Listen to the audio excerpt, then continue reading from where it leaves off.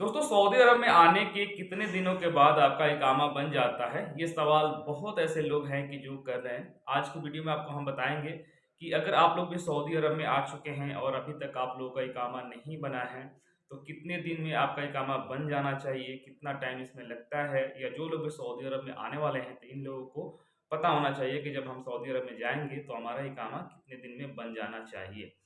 तो देखिए, मैं जनरली जो होता है कि जब भी आप सऊदी अरब में एंट्री करते हैं, जो भी वीज़ा पे, जैसे कि आपका वर्क वीज़ा रहता है, तो वर्क वीज़ा हो या कोई भी वीज़ा होता है, तो उसका 19 डेज़ वैलिड रहता है। यानी अगर अगर आपका वर्क वीज़ा है, तो उसपे 19 डेज़ यानी कि 3 महीने के अंदर-अंदर आपका जो कंपनी है, उस कंपनी को इकामा बनवा देना है या आपका जो कपिल है, उसको इकामा बनवा देना है। 3 महीने के बाद अगर होता है, तो उसपे कुछ जुर्माना आ जाता है जो कि कंपनी वाला भरता है, ठीक है? लेकिन अगर 3 महीने से ज़्यादा हो गया, तो फिर क्या होगा? क्या हमारा इकामा बनेगा? बिल्कुल आपका इकामा बनेगा। वो आपका कंपनी या कपिल का काम है, वो भी जो भी मुखालफ़ा आता है, तो वो पे करेगा, फिर वो आपका इकामा बनवाएगा। 3 महीने के अंदर-अंदर भी बन जाता है, 1 दिन में इकामा भी बन जाता है, 2 दिन में भी बन जाता है। लेकिन किसी-किसी आदमी का डिले हो जाता है बिकॉज़ ऑफ़ कंपनी का जो पॉलिसी होता है, बहुत ऐसे कंपनियाँ होती है कि जो 1-2 महीने भी लगा देती है। बहुत ऐसे कंपनियाँ होता है कि जो 15 दिन के अंदर बना देता है।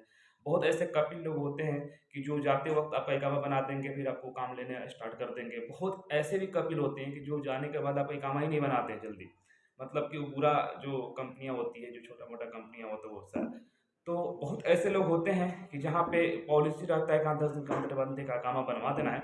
लेकिन उसमें क्या होता है कि बहुत ऐसे ट्रेड लोग आते हैं, जैसे इंजीनियर आ गया, कोई टेक्नीशियन आ गया, तो उन लोगों का क्या होता है कि जब तक उन लोगों का Saudi council of engineers complete नहीं होता है, मेंबरशिप उनका नहीं मिलता है, तब तक इकामा नहीं बन पाता है। तो अगर आप लोग भी फोरमैन में आते हैं, सुपरवाइजर में आते हैं या इंजीनियर में आते हैं या टेक्नीशियन में आते हैं, तो आने के बाद आपको सऊदी काउंसिल ऑफ इंजीनियर्स का मेंबरशिप प्राप्त करना होगा, लेना होगा।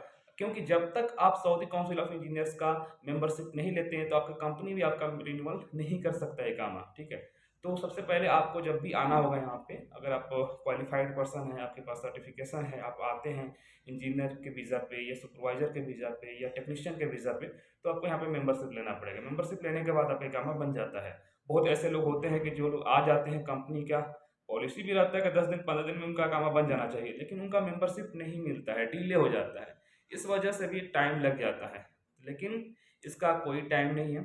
अगर कंपनी चाहे तो 2 दिन भी बना सकती है, कंपनी चाहे तो 3 महीने भी के अंदर भी बना सकती है। लेकिन जो लीगल कानून है कि जब आप लोग एंट्री करते हैं, तो एंट्री करने के 30 दिन 90 दिन के अंदर-अंदर यानी 3 महीने के अंदर-अंदर आपका इकामा बन जाना चाहिए। तो उम्मीद करते हैं सारी चीज़ आपको समझ में आ गया होगा कि सऊदी अरब में जब भी आप लोग जाएँगे या रहते हैं, तो आपका इकामा कब बनना चाहिए।